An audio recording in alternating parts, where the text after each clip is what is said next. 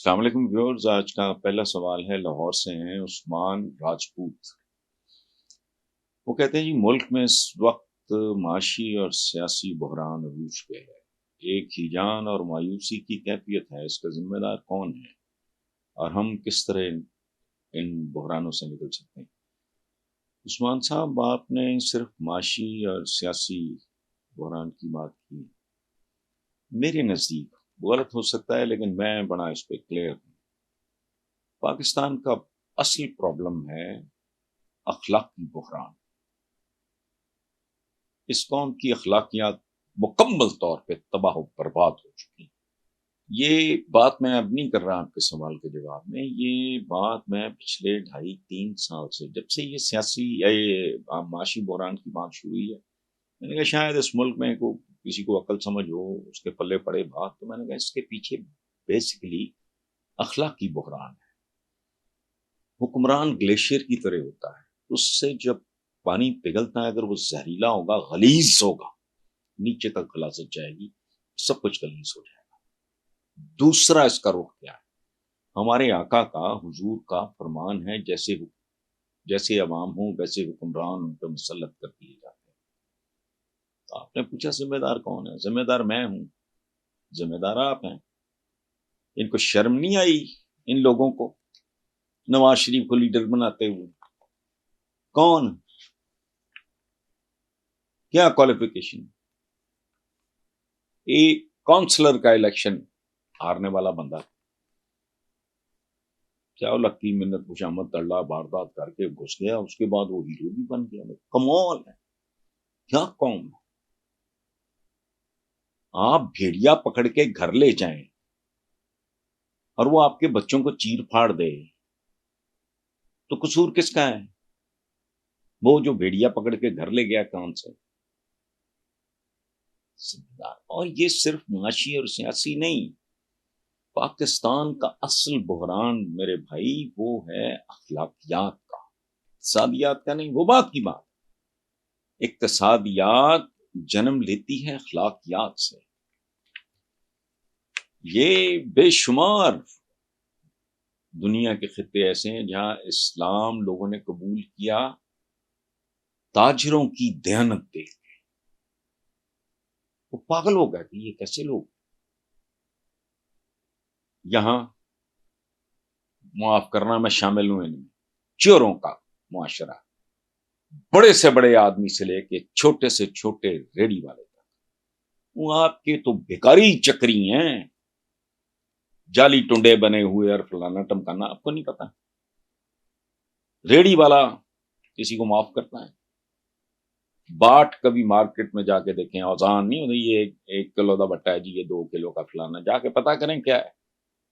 یہ وبا بہت تیز ہوگی۔ ایک زمانے میں مختلف علاقوں میں یہ سرکاری فنکشنریز ہوتے تھے جو باٹ وغیرہ چیک کرتے تھے، وہ ختم کر دیے۔ اب حال کیا ہے؟ یہ وہ ملک ہے بچے کے کان میں اذان دیتے ہیں اور پھر اس کا برتھ سرٹیفکیٹ لینے کے لیے رشوت دیتے ہیں۔ قائد اعظم کی تصویر کے نیچے بیٹھ کے یہ کک کمیشن اور کک بیک، وہ کیا سرخاب کے پر لگے تھے میاں نواز شریف کو، اس خاندان کو؟ جو ان کے والد تھے شریف صاحب، ان کے اور بھی تو بھائی تھے۔ جب یہ فٹ ہو گیا کام، وہ علیحدہ علیحدہ ہو جاتی ہیں فیملیز، اس میں کوئی عیب نہیں۔ انہوں نے سوائے کاروبار کے کیا ہی کچھ نہیں۔ شریف صاحب کے بھائیوں کی اولادوں نے، انہوں نے سیاست کے علاوہ کچھ نہیں کیا۔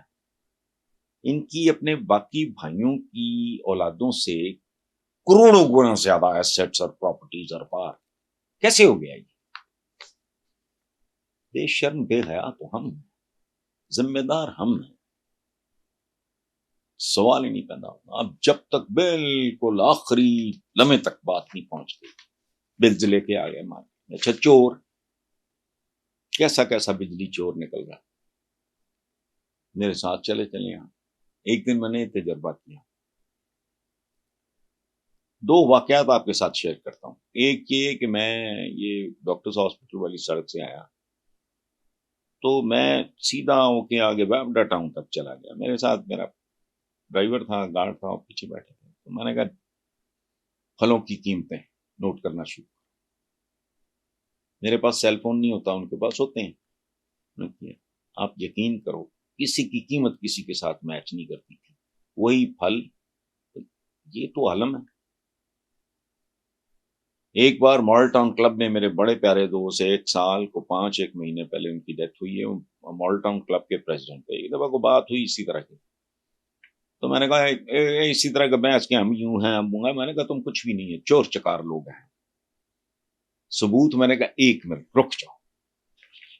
میں نے ماڈل ٹاؤن مارکیٹ ہے، سی بلاک مارکیٹ، میں نے چپڑاسی کو کہا اپنی موٹر سائیکل پہ جا 1 کلو انگور لا، وہاں ایک ہی دکان ہے پھلوں کی. وہ گیا لے آیا. میں نے کہا کتنے کا؟ پرچی لکھی 1 منٹ اتنے. اس کے بعد مینیجر تھا عرفان یا عمران، پتہ نہیں مجھے نام نہیں یاد اس کو میں نے کہا تو اپنی سوزوکی پہ جا. وہ گیا، قیمت مختلف تھی، دکان وہی تھی، پھل بھی وہی تھا. پھر میں نے ابرار، میرے جو بہت پیارے دوست تھے، ابھی ریسنٹلی کو 1 سال 2 منتھس پہلے ڈیتھ ہوئی، میں نے اس کی کرولا، میرے پاس اس زمانے میں ایس یو وی تھی، لینڈ کروزر تھی یا پراڈو تھی، ہر ایک کی قیمت مختلف. جو موٹر سائیکل پہ گیا اور جو چھوٹی سوزوکی پہ گیا اور جو ٹویوٹا پہ گیا اور جو لینڈ کروزر پہ. میں نے اس لڑکے کو بھیجا اپنے ڈرائیور کے ساتھ. میں نے کہا جا. تو میرے جو دوست کہہ رہے تھے نا، جو مجھے کہہ رہے تھے کہ آپ بہت سخت زبان استعمال کرتے ہیں اور یہ وہ، میں نے کہا یہ تمہارے سامنے ہوا سارا کچھ، چپ. شرم کرو، بے شرم بے حیا لوگ. ذمہ دار کون ہے؟